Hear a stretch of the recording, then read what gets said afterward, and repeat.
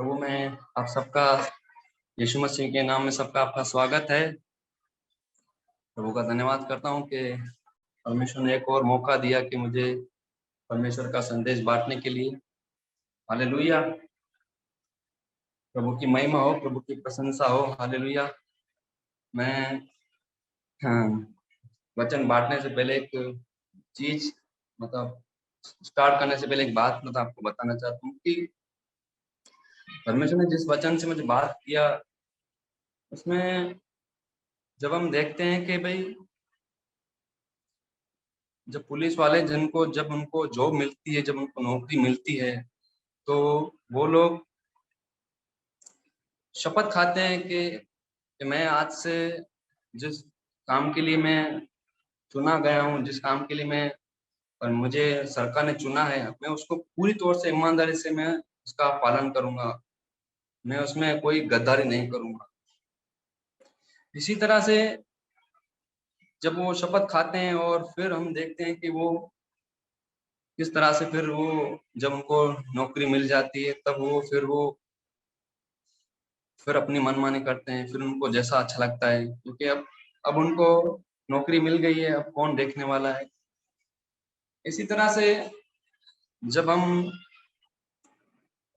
हमने बपतिस्मा लिया, जब हमने प्रभु से ये वादा किया कि प्रभु कि मैं आज से मैं अपने लिए मर गया, आज से मैं प्रभु मैं तेरे लिए जीऊंगा, आज से प्रभु मैंने अपने आप को क्रूस पर चढ़ा लिया, प्रभु आज से मैं तेरे लिए प्रभु मैं कार्य करूंगा।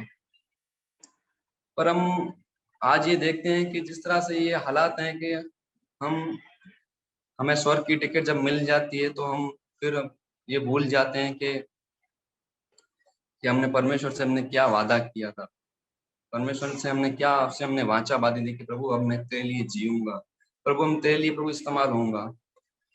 पर आज बहुत बड़ी दुखद की बात है कि हम परमेश्वर के लिए नहीं जीते हैं। आज हम बहुत सारी दूसरी चीजों के लिए हम जी रहे हैं। आइए हम इस वचन से थोड़ा, प्रभु ने जैसे हमसे बात किया, उन वचनों से हम थोड़ा देखेंगे। हम निकालेंगे मत्ती का 25 का 1।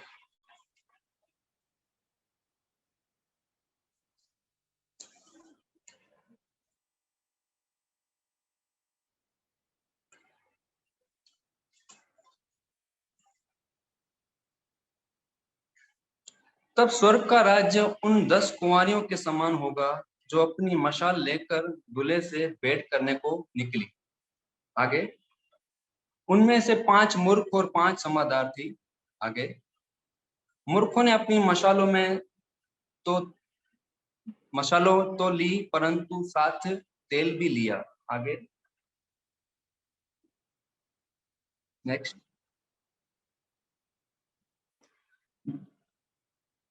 चौथा, परंतु समझदारों ने अपनी मशालों में कुपियों में तेल तो भर लिया। हालेलुया। इस वचन में परमेश्वर ने मुझसे जिस तरह से बात की कि हम इस वचन को हम देखते हैं कि 5 समझदार और 5 मूर्ख यहाँ पर परमेश्वर बता रहा है कि 10 कुंवारियों का दृष्टांत जो है कि भाई स्वर्ग का राज्य कैसा होना चाहिए या कैसा है, इस वचन में इस तरह से बता रहा है। पर इस वचन में परमेश्वर ने मुझसे जिस तरह बात किया कि ये जो 5 जो समझदार थी, उन्होंने अपनी मशालों के साथ उन्होंने कुपी भी ली और तेल भी लिया। हालेलुया। और 5 जो मूर्ख थी, उन्होंने खाली मशाले ली, उन्होंने खाली मशाले ली, तेल नहीं लिया, ना ही उन्होंने कुपी ली। तो मैं सोचता हूं कि भाई क्या जो समझदार जो स्त्रियां थी, वो समझदार स्त्रियां, उन्होंने उनसे ऐसा जिक्र नहीं किया होगा या उनको ऐसा जिक्र करना नहीं चाहिए कि क्या तुमने खाली मसाले ली हैं, कुपियों में आपने तेल लिया, आपने या आपने कुपी ली है कि नहीं। हालेलुया। आज ये बहुत बड़ा सवाल है और इससे पहले मैं ये आपसे बात करना चाहता हूँ कि भाई मैं किसी के ऊपर दोष नहीं लगा रहा हूँ या मैं किसी कलीसिया को मैं ऐसा भाई नहीं बोलता हूँ। पर परमेश्वर ने मुझसे बात किया कि आज जो समझदार हैं, आज जो समझदार, हम यहाँ पर देखेंगे, हम कलीसिया को हम मानते हैं समझदार। ये जो 5 जो स्त्रियां हैं वो कलीसिया है। और जो मूर्ख है जो हम संसार को देखते हैं। समझदार जो थी, आज जो समझदार थी उनको मैं सोचता हूँ कि 10 साथ में आई होंगी, उनके साथ में आई होंगी। क्या उनको ये इन्होंने ऐसा नहीं बताया कि हमने तो अपनी कुप्पियों में तेल लिया है और कुप्पियां ली हैं, पर क्या आपने इस कुप्पी और आपने तेल लिया है जो 5 जो मूर्ख थी। आज ये बहुत बड़ा देख रहे हैं कि आज समझदार जो है, जो आज मसीह में जो बपतिस्मा पाए हुए लोग हैं, मसीह में आज जिन्होंने मसीह को स्वीकार किया, आज वो एकदम से ठंडे पड़ गए हैं। वो एकदम से मतलब एकदम कैसे मानो कि समझो, जैसे मैंने आपको बताया कि भाई उनका एक लॉटरी लग गया है, उनका टिकट उनको मिल गया है कि अब चाहे दुनिया चाहे बाढ़ में जाए, मुझे मुझे स्वर्ग का मेरा टिकट मिल गया है। अब कुछ भी करना हो करो, मेरा टिकट मुझे मिल गया, मैं सेफ हूँ, मुझे टिकट मिल गया, मैं स्वर्ग जाऊंगा। पर यहाँ पर ये 5 जो स्त्रियां हैं जो समझदार थी, क्या उनको उनको इस तरह से उनका सवाल उनको या उनसे सब बात करनी चाहिए थी, पूछनी चाहिए थी कि क्या तुम अपनी कुप्पियों में तुम या कुप्पी या तेल, तुम उन कुप्पियों में तेल लाए हो कि नहीं। आज हम देखते हैं कि मसीही लोग यहाँ पर जी, यहाँ जो समझदार हैं, हालेलुया, वो आज चुप बैठे हैं। आज कलीसियां ठंडी पड़ी हुई हैं। समझो, माना कि जैसे ठंडी का मतलब कि ऐसा है कि भाई कि हम देखते हैं कि भाई चाय जैसा चाय होती है तो वो ठंडी हो जाती है, इस तरह से नहीं।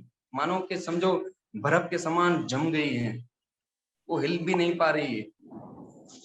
जैसे हम बर्फ में से जैसे हम ट्रे निकालते हैं और वो उसको निकालने के लिए हमें पूरा ट्रे को खंखेलना पड़ता है, उसके ऊपर पानी डालना पड़ता है, फिर बर्फ को एक तपेले में डालना पड़ता है, उसके बाद वो पानी डालकर उसको हमें पिघलाना पड़ता है, फिर जाके वो नॉर्मल होती है, उसके बाद जाके धूप निकलता है तो पानी गर्म होता है।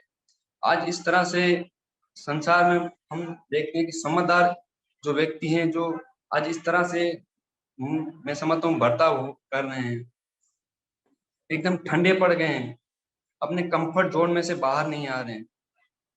हम देख रहे हैं कि भाई जो कलीसियां हैं, जो बस 50-60 लोग हमारे चर्च के अंदर आ गए, बस यहाँ तक सीमित हो गए, बस आगे हमें नहीं जाना है। हमें आज इस बात के द्वारा हमें समझना है कि परमेश्वर ने हमें ये सामर्थ्य दिया है, परमेश्वर ने हमें जो प्रेम जो दिया है, परमेश्वर ने जो हमें संदेश दिया है, हमें पूरी ईमानदारी के साथ, परमेश्वर की सच्चाई के साथ, जो हमने उसके साथ वाचा बांधी थी जब हमने बपतिस्मा लिया था कि प्रभु कि आज मैं तेरे लिए जीऊंगा, आज प्रभु मैं तेरे लिए, प्रभु जो तू अब कहेगा प्रभु मैं वो करूंगा। पर कहीं ना कहीं आज हम उस वाचा को या उसके बात को हम आज भूल गए हैं, आज हम ठंडे पड़ गए हैं। आज कलीसिया के जो बपतिस्मा पाए लोग हैं, जो जो इस तरह से हैं कि जो अब जिनके पास जॉब है, अगर उनके बॉस को पता चल जाए कि ये एक क्रिश्चियन है, तो उसको बताने के लिए उसको हिचकिचाहट आ रही है कि मैं अपने बॉस को शायद बता दूंगा कि मैं क्रिश्चियन हूँ, मैं प्रभु यीशु मसीह को मानता हूँ, तो वो शायद मुझे निकाल देगा। आज जो घर से अकेले आते हैं वो भी अपने लोगों को जी बता नहीं पा रहे हैं कि मैं प्रभु यीशु मसीह में मैं जाता हूँ। पूरी हिम्मत करके या मैं चाहता हूँ कि लोग जो घर से अकेले भी आते हैं उनको बताएं कि हाँ, मैं प्रभु यीशु मसीह को मानता हूँ। प्रभु हमें उन सब हर एक चीज में परमेश्वर सामर्थ देगा हमें। हम हम हम भूल गए इस बात को कि हाँ, परमेश्वर ने हमसे वादा क्या किया था या परमेश्वर से हमने क्या वादा किया था। आज हम संसार भर में देखते हैं कि मसीह लोग एक तरह से चुप बैठे हुए हैं। हालेलुया। समझदार समझदार जो है, शायद मैं सोचता हूँ कि उनको जिक्र करना चाहिए था कि क्या तुम अपनी कुप्पियों में कुप्पी लाए हो, तेल लाए हो, जब दूल्हा आएगा तो क्या तुम तैयार हो उस बात के लिए। परमेश्वर ने हमें किस काम के लिए परमेश्वर ने हमें हमको सौंपा है। आज हम वो भूल गए। आज हम दुनियादारी की बातों में हम लगे पड़े हैं कि हमें पैसा कैसे कमाना है, आज मेरा बिजनेस कैसे आगे बढ़ेगा, आज मैं कैसे और तरक्की करूं। हमारे हमारे ये जीवन शैली की बातें सब आज हम दुनिया के पीछे लगे पड़े हैं, पर हम इस बीच में हम कहीं ना कहीं ये भूल गए हैं कि परमेश्वर से हमने क्या वाचा बांधा था। परमेश्वर से हमने उससे क्या हमने परमेश्वर से कहा था कि प्रभु मैं आज से मैं मर गया, आज से प्रभु तू मेरे लिए जीवित है। मैं अपने लिए भी, ये मेरे लिए भी लागू है। मैं ऐसा नहीं कि मैं आपको बोल रहा हूँ या किसी और को, पर मैं परमेश्वर के वचन से, मैं परमेश्वर ने मुझसे बात किया कि आज ये वचन हम सब तक पहुंचे। हालेलुया। जब दूल्हे के आने में देर हुई तो वे सब घूमने लगी और सो गई। कहीं ना कहीं समझदार जो स्त्रियां थी उन्हें शायद मैं समझता हूँ उनको पता था शायद, या उनके पास अगर वो तेल था तो उनको उनका जिक्र करना चाहिए था कि चलो अभी अभी दूल्हा अब तक आया नहीं है, तो ये तुम जब सोने का जो आपका वक्त है, जो आप सो रही हो, आप जाकर वो तेल लेकर आओ, ताकि जब दूल्हा आए, जब यीशु मसीह जब आए तो आप रह नहीं जाओ। आज हम हमारे कारण आज हम चुप बैठे हुए, आज हम ठंडे होके पड़े, उसका कारण ये है कि परमेश्वर का संदेश नहीं पहुंच रहा है, परमेश्वर का सुसमाचार नहीं पहुंच रहा है लोगों तक। आज ये मौका है हमारे पास इस महामारी के बीच में कि हम परमेश्वर का संदेश हम लोगों के पास फोन के जरिए, ऐसा नहीं है कि हाँ सामने वाला कोरोना कोरोना पॉजिटिव है हम उसके घर जाकर उसको हम सुसमाचार सुनाए, नहीं ऐसा नहीं है। अगर किसी के पास आपकी प्रेयर रिक्वेस्ट आई है और वो ठीक हो गया है तो हम उससे बात करें फोन पर, उससे कहें, पूछें, उसके लिए प्रार्थना करें, ताकि आने वाले दिनों में हालेलुया जो जो परमेश्वर ने जो हमने काम करने के लिए कहा है वो पूरा हो। परमेश्वर का संदेश इस तरह से भी हम पहुंचा सकते हैं। हालेलुया। आधी रात को धूम मची और देखो दूल्हा आ खड़ा हुआ, उसने भेंट करने के लिए चलो। तब वे सब कुंवारियां उठकर अपनी मशालों ठीक करने लगी, और मूर्खों ने अपने समझदार से कहा अपने तेल में से कुछ हमें भी दे दो, क्योंकि हमारे मशालों बुझ रही हैं। हालेलुया। यहाँ पर जब दूल्हे का जब समय आया, मैं आपसे यही बात बोलना चाहता हूँ कि जब यीशु मसीह सचमुच में आएगा तो सबसे पहले जिसके पास वचन है, जिसके पास परमेश्वर का संदेश है, या परमेश्वर ने जो हमको चुना है, या जिसको परमेश्वर ने ज्यादा दिया, उससे ही ज्यादा हिसाब लिया जाएगा। हम आज अपने आप को सचमुच में जांचें कि क्या मैं परमेश्वर के कार्य को पूरा कर रहा हूँ या नहीं कर रहा हूँ। क्या आज मैं भी तो ठंडा नहीं पड़ गया हूँ? क्या मैं आज भी मैं बर्फ की तरह जम तो नहीं गया हूँ? क्या मैं आज मेरा जीवन पूरी दुनिया के या पैसों के पीछे या किसी चीज को बनाने में तो नहीं है मेरा ध्यान? हालेलुया। ये 5 स्त्रियां जो जो थी, जो मूर्ख थी, और 5 समझदार थी। हालेलुया। अगर उन्होंने शायद उनसे बोला होगा कि भाई आपकी कुप्पियों में तेल जाकर लेके आओ, तो शायद ये आज वो बच जाती। आगे जब हम इन वचन को पढ़ते हैं, परंतु समझदारों ने उत्तर दिया, कदाचित ये हमारे और तुम्हारे लिए पूरा ना हो, भला तो यह है कि तुम बेचने वालों के पास जाकर अपने लिए मोल ले लो। जब वे मोल लेने के लिए तो जा ही रही थी, दूल्हा आ पहुंचा, और और जो तैयार थी वे उसके साथ विवाह के घर में चली गई। हालेलुया। ठीक है, ये बात कि भाई हमने चलो नादानी कर दी है, हमने चलो परमेश्वर से जो हमने वादा किया था हमको शायद हम भूल गए हैं, पर आज हमें इस बात के लिए हमें उठना है, हमें सतर्क होना है, हमें हमें अपने कंफर्ट जोन में से बाहर आना है।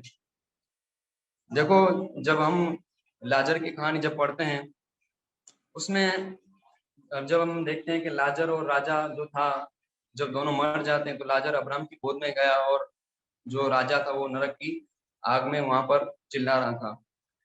तो एक बार एक उधर बात थी, जो वो बोलता है कि मेरे नीचे 5 और भाई हैं, मेरे नीचे और 5 भाई हैं, उनको तुम जाकर जाकर अब भाई तुम सुसमाचार सुना। तो वो कहते हैं कि परमेश्वर के लोग नीचे हैं उनको सुनाने के लिए। आज हमारे पास ये मौका है, देखते हैं कि भले ही ये जिनको हमने नहीं सुना पाए, ठीक है, पर अभी हमारे पास मौका है। और भी बहुत सारे लोग हैं जो इसमें प्रभु जिनके पास संदेश नहीं है, परमेश्वर का प्रेम नहीं है, हम उन तक आज हम लेके जाएं। परमेश्वर का यही काम है कि हमें वही चाहता है कि हम परमेश्वर का संदेश लोगों तक लेके जाएं। हम अपने दिलों को नम्र करें, हम पूरे बोझ के साथ हम देखें कि प्रभु क्या तूने मेरे जिस काम के लिए सौंपा है, क्या प्रभु मैं वो काम निभा रहा हूँ कि नहीं निभा रहा हूँ। जिस तरह प्रभु जी, जिस तरह हम देखते हैं कि जिस तरह मैंने आपको एक सामने उदाहरण बताया कि भाई पुलिस वाला जो है कि वो शपथ खाने के समय बहुत सारी चीजें उसने कही कि हाँ मैं ऐसा ऐसा करूंगा, पर जब उसे नौकरी, जब उसे जॉब लग गई तो वो सब चीजें भूल गया। कहीं ऐसा तो नहीं है कि हम भी इन सारी चीजों को भूल गए हैं? अगर भूल गए हैं तो परमेश्वर हमें एक बार फिर से याद दिलाता है कि हमारा ये जिम्मेदारी है कि हम परमेश्वर तक ये वचन लेके जाएं। परमेश्वर तक हम ये सुसंदेश जो प्रेम है, जो हालेलुया, जो उन्हें नरक की आग से बचा सकता है, वो संदेश हमारे पास है, वो जीवन हमारे पास है। हमने इसको अपने आप में छुपा के रखा है, हमने अपने अंदर आप उसको कैद करके रखा है। हम ठंडे पड़ गए, हम निकलने की कोशिश नहीं करें, हम उठने की कोशिश नहीं करें कि हम परमेश्वर के संदेश को जाकर बताएं। हालेलुया। मैं यही चाहता हूं कि हम सब लोग एक बार फिर से हम परमेश्वर में और दृढ़ और मजबूत हों, और हम परमेश्वर के संदेश को हम लेके जाएं लोगों तक। धन्यवाद प्रभु इन वचनों के द्वारा आप सबको आशीष दे। मैं यही कहना चाहूंगा कि मैं आप सारी कलीसियाओं को या लोगों को मैं इस बात के लिए मैं आपको नहीं कह रहा हूँ, मैं बस वचन के द्वारा परमेश्वर ने जो मुझसे बात किया, मैं आपको ये बात बताने की कोशिश कर रहा हूँ। प्रभु आप सबको आशीष दे। आमीन, हालेलुया। हालांकि कई कुंवारी स्त्रियां कलीसिया को दर्शा रहे हैं, लेकिन इन्होंने एक नया दृष्टिकोण लेके आए कि हम दुनिया को तैयार कर रहे हैं कि नहीं, उनको मदद कर रहे हैं कि नहीं। तो एक और बार योगदास ने चुनौती दी है कि हम परमेश्वर के लिए कार्य करें, नहीं तो वे लोग रह जाएंगे। इन्होंने तो कहा कि कलीसिया ठंडी हो गई है, बर्फ जैसे। अगर बर्फ जैसे हो तो अच्छा है, क्योंकि अगर आपको कोई गर्म कॉफी दो तो पीने में मजा आता है, या फिर कोल्ड कॉफी दो तो भी मजा आता है। लेकिन कभी आपने बीच वाला कॉफी पिया है? बिल्कुल नहीं मजा आता है, उल्टी आ जाती है।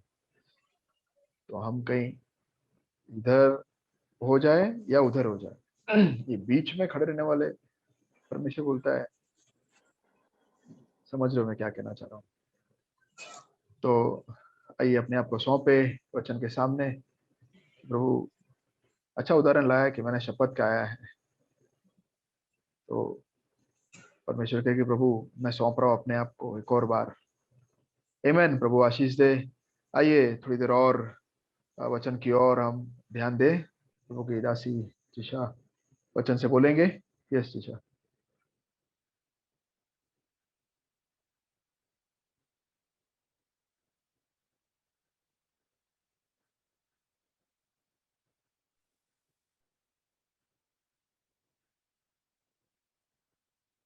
मेरे ख्याल से नेटवर्क का इश्यू था वहाँ।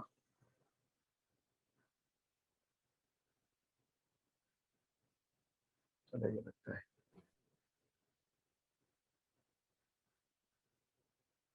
ओके, गिरीश नहीं है ना जिशा? नहीं नहीं, मेरे ख्याल से वो नेटवर्क आ जाएंगे आधे मिनट में। अच्छा ठीक है, रिकनेक्ट उनको आप मैसेज करना ना जैसे ही वो आते हैं, तो या मुझे अनम्यूट करके आप बोल देना। ओके, मुझे बता देना वहाँ आवे तो आप मुझे चैट में संपर्क करना कि अगर आप रेडी है तो let me know by that time. मैं तो मेरे को बोला था कि ऐसे होने का चांसेस है। हाँ कोई बात नहीं। आइए हम उन्होंने जो वचन लिया है उस पर हम थोड़ा जाएंगे। यूहन्ना 15 उसका 1 से 5 तक हम पढ़ेंगे। सच्ची दाखलता मैं हूं और मेरा पिता किसान है या माली है। जो डाली मुझ में है और नहीं फलती उसे वो काट डालता है, और जो फलती है उसे वो छांटता है ताकि और फले। तीसरा, तुम तो उस वचन के कारण जो मैंने तुमसे कहा है शुद्ध हो। 4, तुम मुझ में बने रहो और मैं तुम में। जैसे डाली यदि दाखलता में बनी न रहे तो अपने आप से नहीं फल सकती, वैसे ही तुम भी यदि मुझ में बने न रहो तो नहीं फल सकते। मैं दाखलता हूं, तुम डालियां हो। जो मुझ में बना रहता है और मैं उसमें, वह बहुत फल फलता है, क्योंकि मुझसे अलग होकर तुम कुछ भी नहीं कर सकते। आमीन, हालेलुया। बहुत आशीषित वचन है, बहुत आशीषित भी है, लेकिन उसी तरह उसी समय पर बहुत खतरनाक भी है। एक सेकेंड है।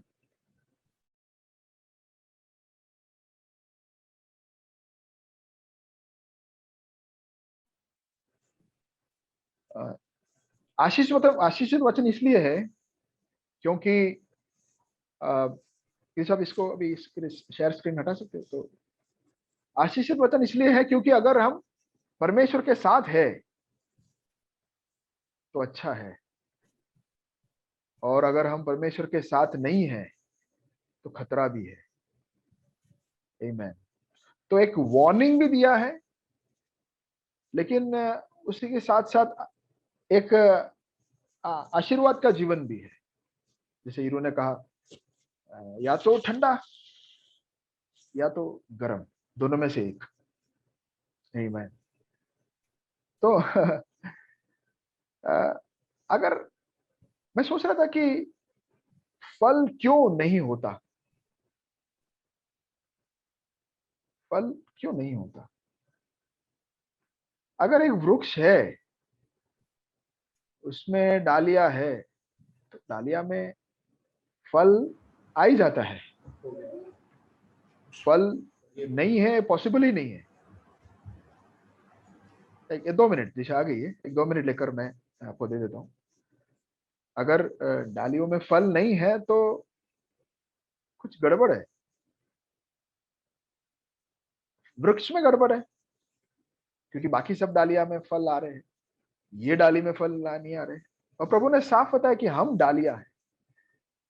तो आज हम जांच के देखें कि बाकी डालियां में आ रही है, वृक्ष ओके है, वृक्ष फल रहा है, लेकिन मेरे अंदर फल नहीं है।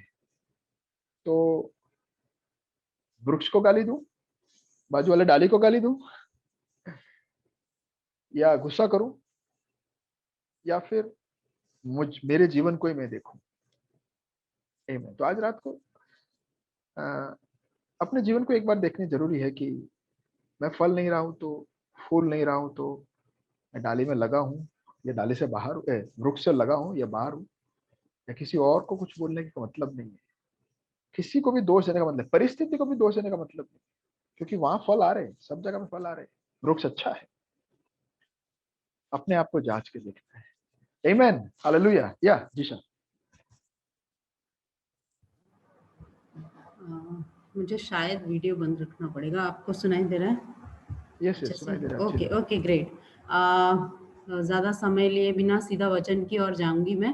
योना 15 खत्म ही नहीं होता, इतना गहराई से उसमें प्रभु हमेशा कुछ ना कुछ नई बातें करता है और उसको छोड़कर आगे जाने का मेरा मन ही नहीं करता है।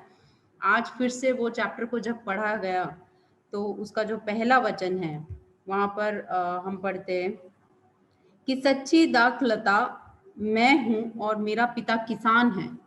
बस यहाँ मैं रुक गई, क्योंकि केरला में आने के बाद मुझे एहसास हुआ कि मेरा भी पिता किसान है ना।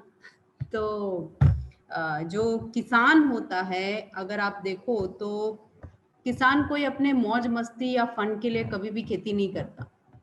किसान का उद्देश्य होता है, कुछ उसके पीछे का मकसद होता है जब वो खेती करता है। और जब एक किसान खेती करता है, जैसे कल मैंने और मेरे पापा ने छोटे छोटे पपैया के पेड़ उगाए और मेरे को बोला कि चलो बोने के लिए। मेरे हाथ में पावड़ा दिया और बोला खोदो। तो जमीन तो बहुत कड़क होती है, तो खोद नहीं पा रहे थे। तो फिर भी मैंने बड़ा हिम्मत दिखा के, है ना, किसान की बेटी हूँ, इतना तो ताकत होना चाहिए, खड्डा खोदना चाहिए।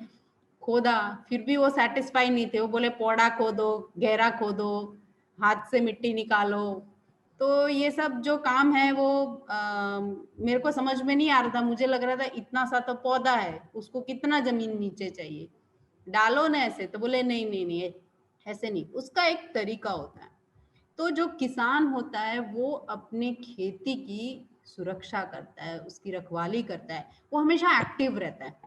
कोई भी किसान को आप देखोगे नहीं, हाँ शाम के समय वो जरूर सो जाता है, जिस तरह से बाइबल के अंदर लिखा है कि शाम के समय जरूर सो जाता है। एक वक्त के बाद वो जाके अपने घर में बैठ जाता है, फिर आगे जो भी होना है वो होता है। पर जो किसान होता है वो अपनी खेती की जैसे मेरे पापा सुबह 6 बजे उठकर जाते हैं, कितनी केरी गिरे हैं वो देख के आते हैं, लेके आते हैं, उठा के आते हैं। तो सुबह से उसका काम चालू हो जाता है। जाते रास्ते हर पेड़ को जांचते हुए जाते हैं कि ये कितना उगा है, कितना बड़ा है। कहीं इसके ऊपर जंगली वेल जो होते हैं वो चढ़ जाते हैं, तो उसको काटना पड़ता है, उसका प्लानिंग करना पड़ता है कि भाई कितने लोगों को बुला के जंगली वेल काटना है। तो जो पिता है हमारा, तो अगर वचन इस तरह से सच्ची दाखलता मैं हूं और मेरा पिता किसान है, अगर मेरा पिता किसान है तो वो मेरी खेती की या उसकी खेती की जो सुरक्षा है वो बहुत अच्छे से करता है। वो बहुत एक्टिवली करता है, बहुत ध्यान रखता है, उसकी नजर उसके हर पेड़ पर रहती है, उसकी हर डाली पर रहती है और हर फल के ऊपर रहती है। आज जैसे उदाहरण के तौर पे मेरे पापा एक बहुत बड़ा फल लेके आए, और देखो ये यहाँ रहने का जो मतलब है खेती और उसका बहुत सीखना बहुत इंपॉर्टेंट है। हमें देखकर फल इतना अच्छा लगा, इतना बड़ा बादाम केरी लेके आए हो, और हमने बोला चलो पापा काट के इसको खाते हैं, ये अच्छा है। पापा ने बोला नहीं, काटा भी नहीं, उसके पहले बोल दिया ये अच्छा नहीं है। तो हमने बोला आपको कैसे पता चला? तो बोले ये अच्छा नहीं है। फिर जब उन्होंने काट के हमें दिखाया तो अंदर पूरा कीड़ा ही कीड़ा था। तो एक खेडूत का जो ज्ञान है उसको हम साइंस के साथ या हमारी बुद्धि या लॉजिक के साथ हम उसको तोल मोल नहीं कर सकते। जिसको एक्सपीरियंस होता है वो ही उन चीजों को बोल सकता है और कर सकता है। हमारा नॉलेज, हमारा ज्ञान से हम खेती करना बहुत मुश्किल होता है। जिसका एक्सपीरियंस होता है वही कर सकता है। तो जब अगर मेरे पृथ्वी वाला पिता, मेरा जो पैदा करने वाला पिता, जब वो किसान होकर वो इतना ध्यान रखता है अपनी खेती का, उसके पीछे इतना मेहनत करता है, तो मेरा स्वर्गीय पिता कितना ध्यान रखता होगा। आमीन। मेरा पिता किसान है। जो किसान जो करता है, हम हर बाइबल के अंदर की हर दृष्टांतों में देखते हैं कि पिता जो है वो हमेशा अपने जो दाखलता की सुरक्षा करता है और हमेशा अपने बेटे को भेजता है उस दाखलता को संभालने, देखने के लिए। एक खेडूत जो होता है जब वो खेती करता है तो उसको बहुत खुशी होती है। He delights in what he is doing. वो बहुत खुश अपने आप को महसूस करता है जब वो देखता है कि मेरी खेती उग रही है। उसको एक खुशी होती है जब वो देखता है कि मेरी खेती उग रही है, मेरी खेती बढ़ रही है। हम में से कितने लोग हम लोग जब उठते तो हम ज्यादातर ये सोचते नहीं नहीं मैं ये काम नहीं करूंगा क्योंकि ये पिता को गलत कर ये हो जाएगा, ये काम नहीं करूंगा क्योंकि ये गलत। हम काफी सारी चीजों को हम इस तरह से देखते हैं, बट क्यों ना हम उसको ऑपोजिट वे में देखें, कि क्यों ना हम उसको इस तरह से देखें कि हाँ मैं ये करूंगा, ये मेरे पिता को खुश करेगा, क्यों ना मैं ये करूं क्योंकि ये मेरे पिता को खुश करता है। तो जब एक खेडूत अपनी खेती को देखता है तो उसके अंदर से एक तरह का खुशी उत्पन्न होता है। जब वो उसको उगते हुए देखता है, जब उसको फल लाते हुए देखता है, तो उसके अंदर से एक खुशी उत्पन्न होती है। तो क्यों ना हम ऐसे कुछ चीजों को सोचें जिससे हमारा पिता खुश हो, जिससे हमारे पिता के अंदर खुशी आए कि हाँ मैंने इस दाखलता को यहाँ बोया और उसके अंदर से बहुत सारे उससे मुझे खुशी मिल रही है। दूसरी बात मैं जो आपसे कहना चाह रही हूँ वो है,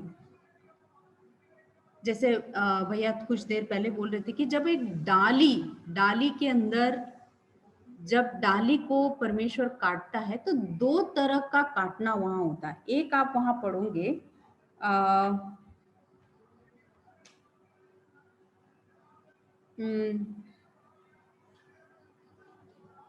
एक मिनट,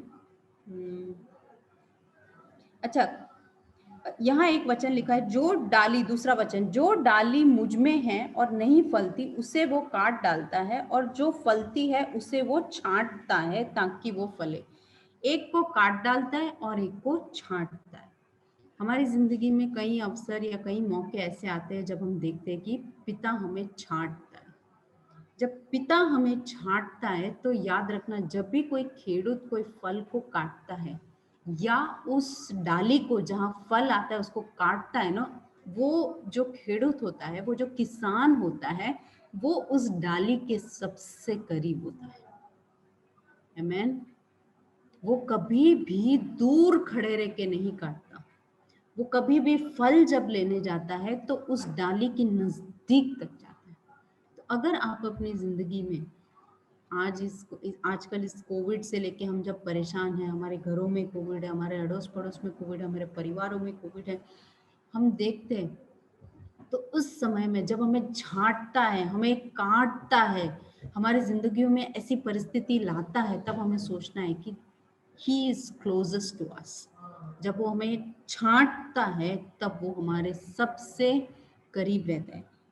कभी कभी मैं सोचती हूँ कि इतना सब प्रभु के लिए करने के बाद, इतना सब विनी के पास तो बहुत अच्छा मौका था यूएस जाके सेटल हो जाने का, है ना। आजकल लोग सब यूएस जाके सेटल होने का सोचते हैं। अच्छा मौका था जाके सेटल हो जाने को। हम लोग ही है यहाँ पर, बाकी सब भाई बहन वहाँ पर है। अच्छा मौका था सेटल हो जाने को, पर उसको छोड़कर, उस मौके को छोड़कर जब हम यहाँ रहे और उसके बाद जो मुश्किलें तकलीफें होती, ऐसा लगता है इतना फल लाने के बाद, कलीसिया में इतना मेहनत करने के बाद, क्या है लाइफ में कटना फूटना ही। तो अगर आपको ऐसा लगता है कि इतना वर्शिप कर रहा, इतना लीड कर रहा, इतना सब करने के बाद मुझे गालियां ही मिलती है, तो आप सोचना प्रभु सबसे ज्यादा आपके पास है, पर उसके पास जो फल उत्पन्न करता है। किसके पास? उसके पास जो फल उत्पन्न करता है। क्योंकि दूसरा एक तरीका का काटना भी है यहाँ पर, एक को तो छांटता है और दूसरे को वो काट डालता है। अब काट डालने वाले के लिए उसको सोचने की जरूरत नहीं है कि कौन से डाली काटना है, कौन सा नहीं काटना है, वो सोचने की जरूरत ही नहीं है उसको। वो कैसे भी बोलते हैं उसको काट सकते हैं। तो जब मैं एक उदाहरण अच्छे से देना चाहती हूँ यहाँ पर कि यहाँ लिखा है, जो डाली मुझ में और नहीं फलती उसे वो काट डालता है। जो डाली मुझ में है, अगर आप यीशु मसीह में हो और नहीं फल लाते हो, यानी इसका मतलब ये नहीं कि तुम सूख गए, तुम मुरझा गए हो, नहीं, वो डाली हरी भरी है। वहां पर हरी भरी डाली को प्रभु काट डालता है। तो हरी भरी खाली होना अच्छा नहीं है। और जो हरी भरी डाली होती है, खास करके दाखलता की जो हरी भरी डाली होती है, वो कैसी होती है? जिसमें फल नहीं आते, उसके पत्ते बड़े होते हैं, उसके पत्ते सबसे ज्यादा चमकदार होते हैं। और वो जो डाली होती है वो जमीन की ओर खींची खींची आती है। पता है आपको, जब दाखलता को लगाते हैं तो उसमें एक वायर होती है, उस वायर के अंदर उसको जाना पड़ता है। पर ये जो डाली है जो अपने आप ही उगती है, जो उस वायर के अंदर घूमती नहीं है, जो उस तार में घूमती नहीं है, जो उस डिसिप्लिन में नहीं आती है, वो अपने पत्ते बड़े बड़े कर देती है। कहने का मतलब, अगर हम अपनी लाइफ में एक डाली है जो जमीन की ओर खींचे जा रही है, हमें दुनियादारी हमें खींचे जा रही है, तो हमारे पत्ते बड़े होते हैं। मैं आगे बताऊंगी आपको इसका जो डिफरेंस है, वो हमारे पत्ते बड़े हो जाते हैं, हम ज्यादा दिखते हैं। पर जिसमें फल होता है उसके पत्ते छोटे होते हैं। तो हम वहां ज्यादा, जहां हम ज्यादा दिखते हैं वहां फल नहीं होते। जहां हम डिसिप्लिन में नहीं आते, जहां हम अनुशासन में नहीं लाते अपनी जिंदगी को, वहां पर पत्ते हमारे बड़े होते हैं। सबको दिखता है हरा भरा पेड़, पर प्रभु बोलता है मुझ में रहने के बाद तुम हरे भरे तो रहोगे, पर फल लाना तुम्हारा काम है।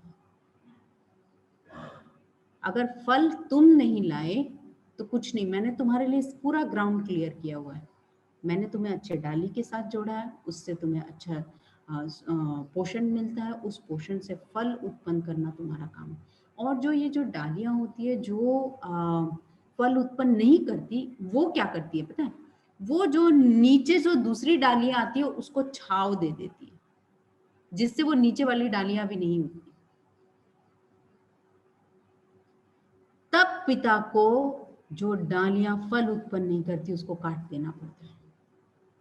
यानी दूसरों की ग्रोथ में नड़ आते हैं हम, दूसरों की विकास में जब हम एक बाधा बन के खड़े हो जाते हैं, तब प्रभु हमें काटता है। इस बात को समझना बहुत जरूरी है, अपने आप को परखना बहुत जरूरी है कि क्या हम किसी के विकास में बाधा तो नहीं बन रहे, क्या हम किसी के आत्मिक बढ़ोतरी में जहाँ फल उत्पन्न करना चाहिए वहां हम बाधा तो नहीं बन रहे। अगर हम बाधा बन रहे तो प्रभु हमें काट देगा। कई लोगों के साथ ऐसा होता है, हम देखते ही है ना। अगर आप देखोगे यहाँ पर इस्तेमाल करने का जो मैं आपको बता रही थी, है ना, फल को इस्तेमाल करते हैं, डाली भी इस्तेमाल होती है। हमारे अंदर एक बहुत गलत भावना ये है कि हम प्रभु की सेवा कर रहे हैं, हम प्रभु की सेवा कर रहे हैं। क्या प्रभु की सेवा कर रहे हो उसको परखना बहुत जरूरी है, क्योंकि जब एक डाली को काट कर फेंक दिया जाता है वो सूख भी जाता है, और उस सूखे हुए डाली को आग में डालकर उसका इस्तेमाल होता है, और उसी तरह से जो फल लाता है उसको भी छांटा जाता है, पर उसका फल को उपयोग किया जाता है और उसमें से और फल आए, ऐसे पिता अपेक्षा करते हैं। उदाहरण के तौर पे एक छोटा सा मैं आपको उदाहरण देती हूँ। जैसे ये कहानी मैंने पढ़ी कि एक छोटा सा लड़का जो बचपन से मसीह में था और बड़ा हुआ, अपने टीन्स में आया, बहुत वो प्रभु को चाहता था, प्रेम में था, है ना। और जैसे जैसे वो कॉलेज गया उसका लाइफ थोड़ा दूसरे रास्ते पे चला गया, और उसमें उसने पीना शुरू कर दिया, और उस पीने वीने में उसकी मौत हो गई, एक्सीडेंट हो गया। और जब एक्सीडेंट, ये सच्ची घटना है एक्चुअली, और एक्सीडेंट जब हो गया तो स्कूल के ऑडिटोरियम में इसका जो मेमोरियल सर्विस था वो रखा, और उस मेमोरियल सर्विस में हजारों लोग आए जिन्होंने यीशु मसीह का सुसमाचार सुना। आप अभी इस कहानी को सुनकर आपके मन में क्या आ रहा है ना? उसकी जीते जी उसने शायद यीशु मसीह को नहीं बोला, पर मरकर उसने बहुत सारे लोगों को संदेश सुना दिया। ये हुआ जहां उसको फलवंत होना चाहिए था, वहां पर एक बार में उसका किस्सा खत्म हो गया। जहां पर उसको फलवंत होना चाहिए था, बार बार फलवंत होना चाहिए था, बार बार यीशु मसीह को के पास, लोगों के पास तक लेके जाना चाहिए था, वहां पर वो एक ही बार में खत्म हो गया। हमारा जिंदगी ऐसा नहीं होना चाहिए।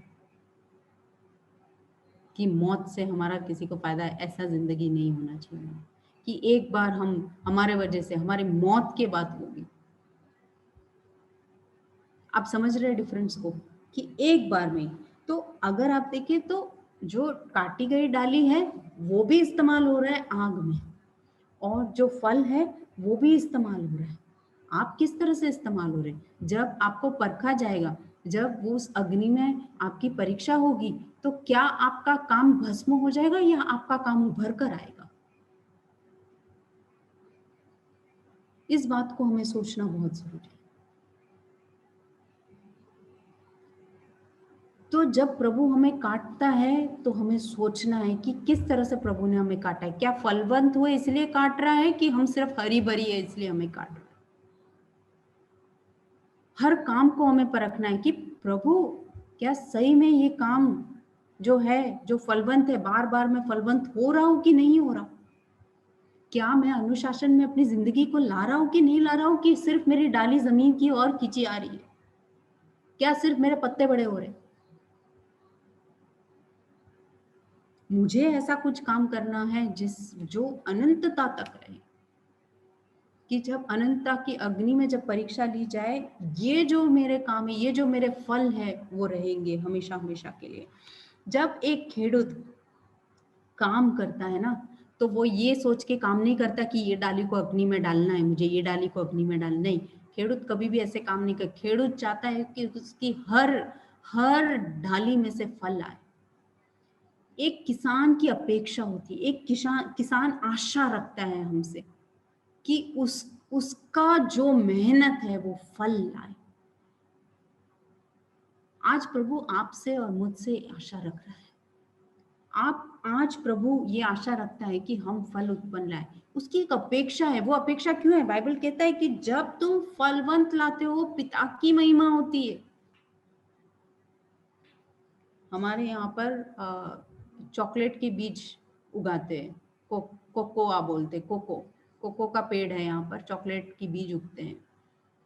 कैडबरी कंपनी वाले जब आते हैं तो वो परख कर देखते हैं उस बीज को कि ये बीज कैसा बीज है, और जब उस पेड़ को उस दानों को परख कर देख कर बोलते हैं अच्छा हाँ ये अच्छा है, तो इसलिए वो क्या करेंगे, वर्गीस के यहाँ से ही चॉकलेट के दाने उठा के ले जाएंगे।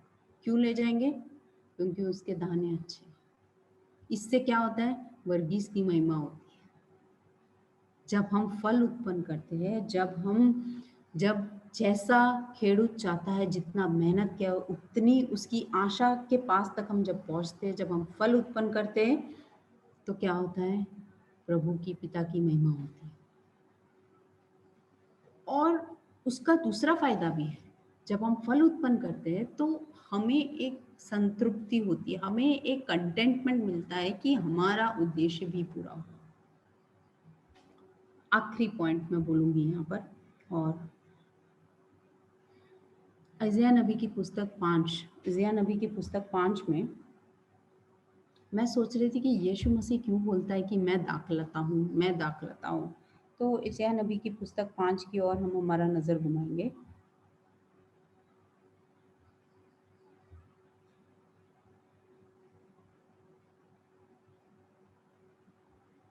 इज़ाया नबी की पुस्तक में अभी तक इज़ाया नबी जो था वो चिल्ला कर रो कर लोगों को बता रहा था। गिरीश भैया शेयर नहीं हो। हाँ, पर कौन सा वचन? फर्स्ट। अच्छा,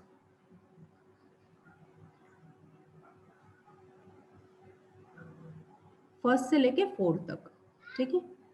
या सो अब इज़ाया नबी अपना ध्यान, लोगों का ध्यान खींचता है एक गीत गाकर, एक पोयम गाकर। बोलता है अब मैं अपने प्रिय के लिए और उसकी दाख की बारी के विषय में गीत गाऊंगा।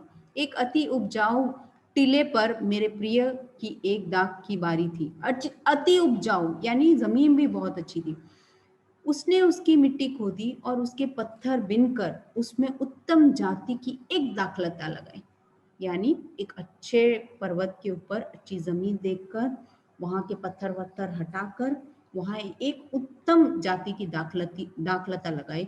उसके बीच में उसने एक गुम्मट बनाया, टावर बनाया, और दाखरस के लिए एक कुंड भी खोदा। दाखरस निकालने के लिए एक कुंड भी खोदा। तब उसने दाख की आशा की, परंतु उसमें निकम्मी दाख ही लगी। तब उसने, अब हे यरूशलेम के निवासियों और हे यहूदा के मनुष्यों, मेरे और मेरे दाख की बारी के बीच न्याय करो। ये प्रभु बोल रहा है, मेरी दाख की बारी के बीच में न्याय करो। मेरी दाख की बारी के लिए और क्या करना रह गया जो मैंने उसके लिए न किया हो? फिर क्या कारण है कि जब मैंने दाख की आशा की तब उसमें निकम्मी दाख लगी? ये यीशु मसीह कह रहा है इस्राएल के बारे में और जो उसकी चुनी प्रजा यहूदा के बारे में। इस्राएल जैसी एक अच्छी जमीन पर जहाँ यहूदा जैसे लोगों को रखकर प्रभु ने एक अच्छी दाखलता बोनी चाहिए, वहां पर प्रभु ने अन्याय देखा।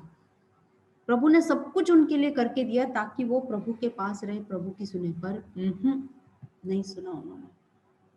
तो प्रभु ने अब सोचा, योना 15 में आके बोले, जगह का कोई मतलब नहीं है यहाँ पर, इस्राएल जगह का कोई मतलब नहीं है यहाँ पर, यूदा प्रजा, यूदा जो गोत्र है उसका कोई मतलब नहीं है यहाँ पर।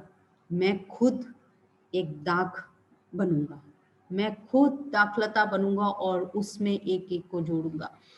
प्रभु इतना ही कह रहा है यहाँ पर, गॉड विल रीपोजिशन यू।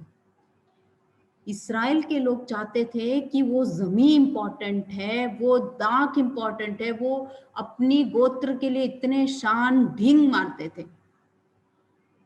पर यीशु मसीह ने अपने शिष्यों को कहा, न जगह, न गोत्र, न जाति,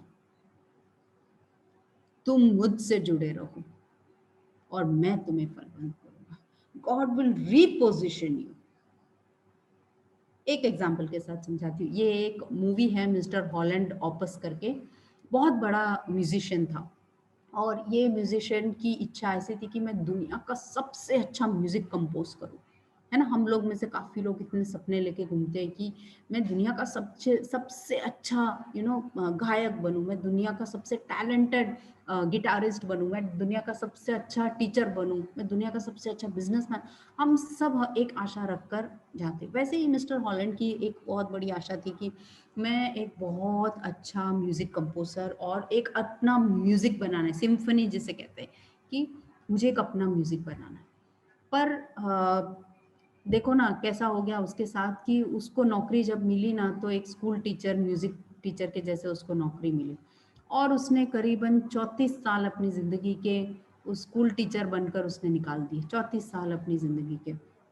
और जब फिर कॉस्ट कटिंग आया जब स्कूल का, तो पहले तो किसको निकालते हैं? स्पोर्ट्स टीचर, म्यूजिक टीचर, इन सबको निकालते हैं। तो कॉस्ट कटिंग आ गया स्कूल में, तो म्यूजिक टीचर को बोला कि आपको ये जगह खाली करना पड़ेगा, क्योंकि अगर आप मीन्स हमारा कॉस्ट कटिंग। ये बड़े दुखी हो गए, बोले 34 साल मैंने इस स्कूल में लगा दिए, ना मेरा म्यूजिक कंपोज हुआ ना कुछ हुआ, और वो बस स्कूल में अपना सामान लेकर पैक कर कर निकल रहे थे। तो उन्हें ऐसा लगा कि ऑडिटोरियम से बहुत आवाज़ आ रही है, तो वो ऑडिटोरियम खोल के वो देखने गए, तो एक ऑडिटोरियम भर के बच्चे थे उसके अंदर, और वो सब उनको विदा करने के लिए एक वहाँ पर सेलिब्रेशन कर रहे थे, फेयरवेल दे रहे थे उनको बेसिकली। और उस फेयरवेल में वहाँ उस शहर की गवर्नर आई थी, और वो गवर्नर उनकी स्टूडेंट थी। वो स्टूडेंट जो थी उसकी ज़िंदगी में जब वो निराश थी, जब वो हताश थी, उनके एक शब्द में उसकी ज़िंदगी बदल दी। तो उस गवर्नर ने उस दिन वहाँ उठकर ऐसा कहा कि मिस्टर हॉलैंड, आज अगर आप फेमस भी नहीं बने और रिच भी नहीं बने, आप इस शहर के छोटे से टीचर रह गए, पर मैं आपको कहना चाहती हूँ कि भले आप फेमस नहीं बने, रिच नहीं बने, पर इस ऑडिटोरियम में घूमकर जरा अपनी नज़रें घुमा कर देखो, हर एक व्यक्ति की ज़िंदगी को आपने छुआ है यहाँ पर। तो कभी का हर एक व्यक्ति की ज़िंदगी को आपने छुआ है, और उनके आंसू न रुक पाए उस टाइम पर। कि हम हमारी ज़िंदगियों में कभी कभी सोचते हैं कि हम बड़ा ऐसा कुछ करेंगे, पर प्रभु हमें डिटोर करके ले जाता है, प्रभु हमें एक अलग रास्ते ले जाता है, प्रभु हमें एक अलग रास्ते पर ले जाकर खड़ा कर देता है और कहता है ना, हमारी ज़िंदगी के 34 साल वहाँ निकल जाते हैं और हम सोचते हैं लाइफ में हम कुछ नहीं कर पाए, हम कुछ शायद पूरी दुनिया के लिए हम शायद कुछ नहीं कर पाए, पर कुछ जिंदगियों को अगर हम चेंज कर पाए, कुछ जिंदगियों को अगर हम बदल पाए, तो इससे बड़ा रीपोजिशनिंग हमारे लिए कुछ नहीं है। इससे बड़ा जगह बदलना हमारे लिए कुछ नहीं है।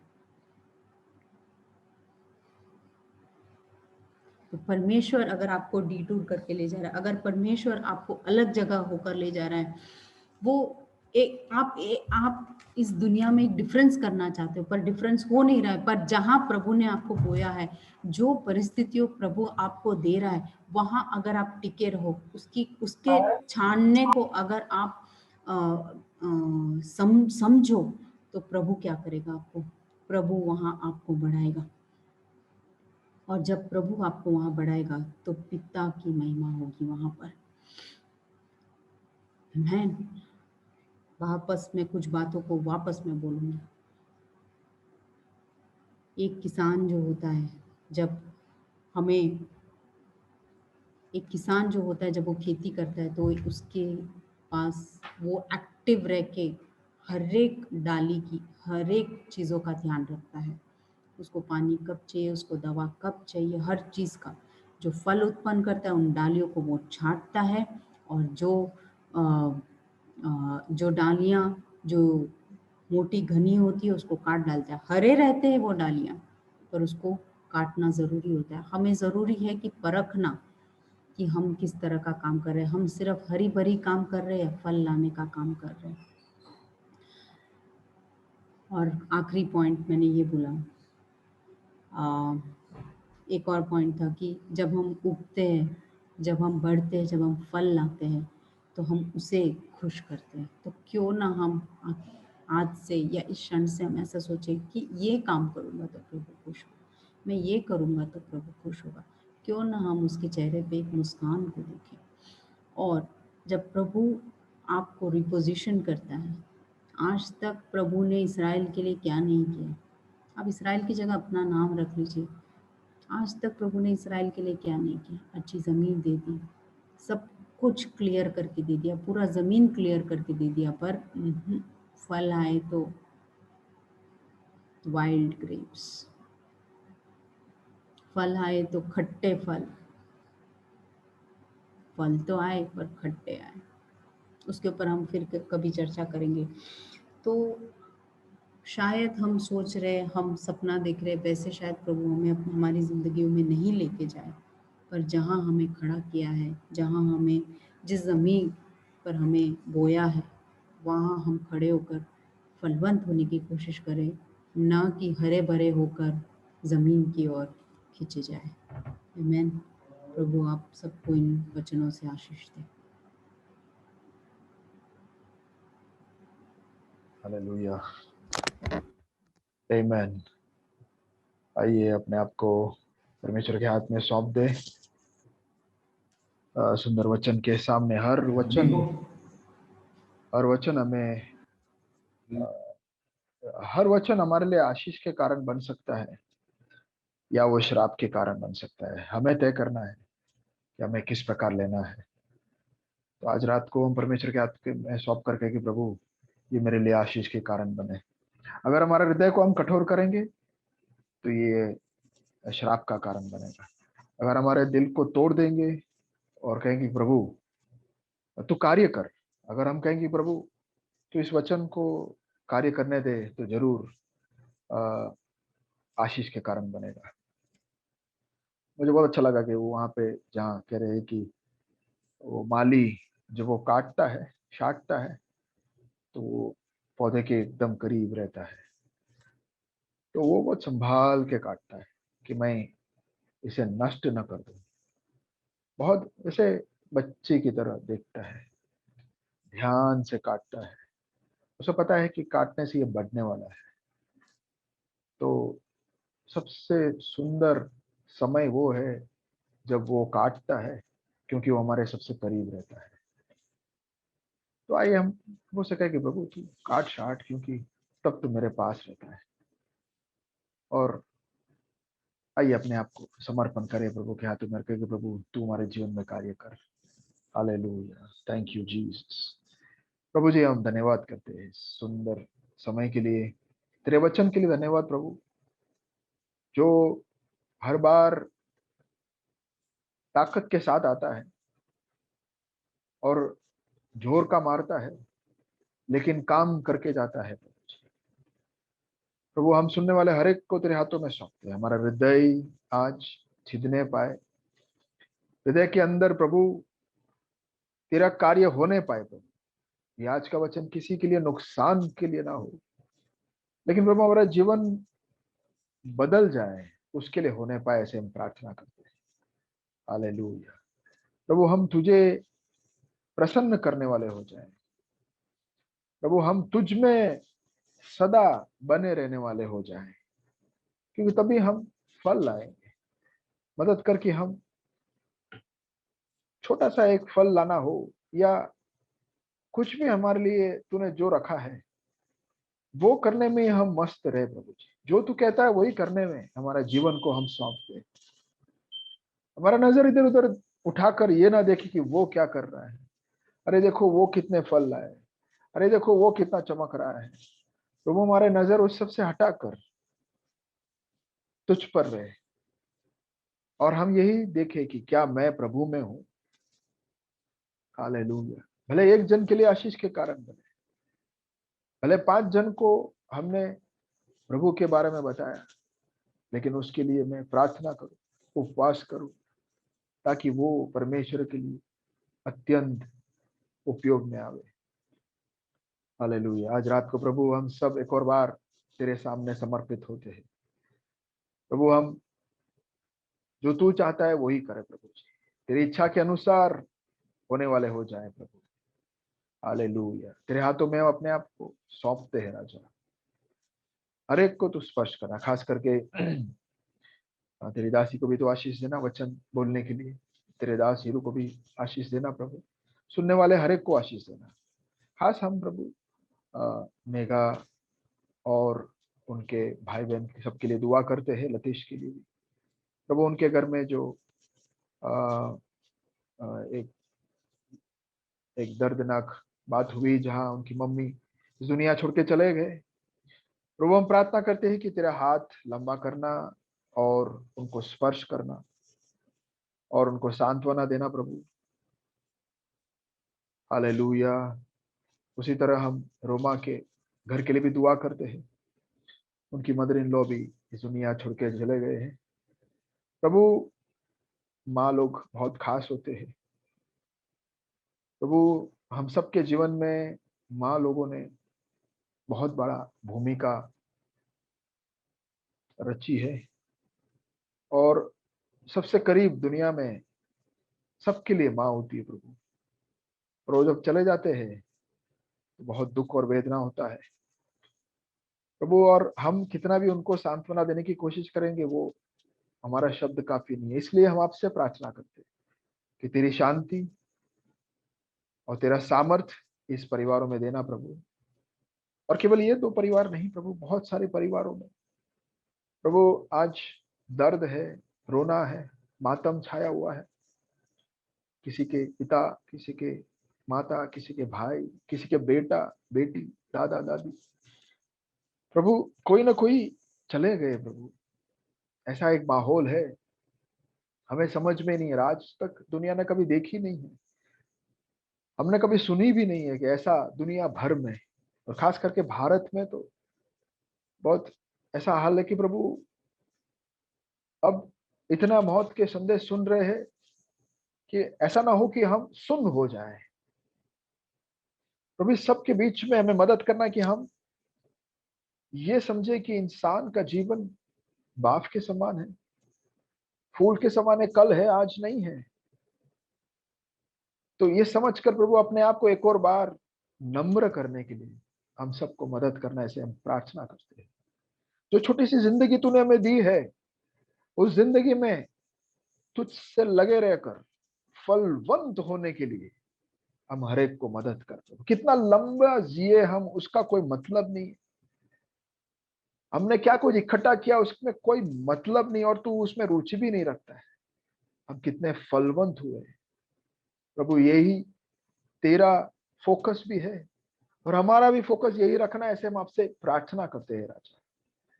प्रभु कितना फल उत्पन्न करते हैं, कितना हम स्वर्ग में धन इकट्ठा करते हैं प्रभु, उसकी ओर हम सबका नजर हो, प्राथमिकता हो और मेहनत हो प्रभु। कलीसिया को तेरे हाथों में सौंपते हैं राजा। हालेलुया।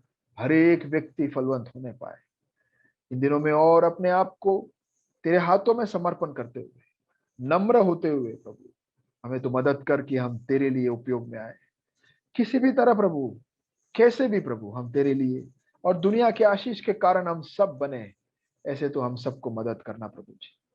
खास करके जो बीमार है उनके जीवन में, शरीर में चंगाई को यीशु के नाम में बोलते हैं। घर वाले को सांत्वना, शांति बोलते हैं, हिम्मत बोलते हैं। और इस महामारी को प्रभु तू अब दया और करुणा दिखाकर इस देश से रोक दे। ऐसे एक और बार प्रभु हम सब साथ में मिलकर विनती करते हैं राजा। हालेलुया, तू ऐसे करेगा, ऐसे हम विश्वास करते हैं। कलीसिया के लिए एक एक एक वार्निंग जैसा रहा है। हमें तू जगा रहा है, इसलिए धन्यवाद। हम में से हर एक उठ रहे हैं, इसलिए धन्यवाद।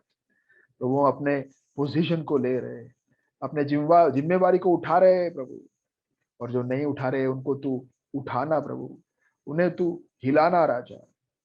धन्यवाद प्रभु जी। एक और बार इस रात के समय में हम सबको तेरे हाथों में सौंपते हुए, इस भारत को तेरी जरूरत है ये बोलते हुए, प्रार्थना विनती प्रभु यीशु मसीह के नाम से मांगते हैं, सुना ग्रहण कर मेरे पिता। आमेन, आमेन, आमेन। हालेलुया। प्रभु आप सबको आशीष दे। जैसे मैंने कहा, ये 2 परिवार और भी कोई है, उन सबको याद करके दुआ करते रहना, याद करना। हम प्रभु आपको भी आशीष दे। आमीन। हमारा दिल पत्थर का ना हो जाए। हम प्रार्थना करें, ज्यादा प्रार्थना करें, रोए, आंसू बहाए इन दिनों में। पिछले दिनों में अगर हमने 5 मिनट प्रार्थना किया है तो इन दिनों में 1 घंटा प्रार्थना करें। आमीन। प्रभु आप सबको आशीष दे। ओके, रविवार को हम मिलेंगे। कहना है तो कह सकते हैं।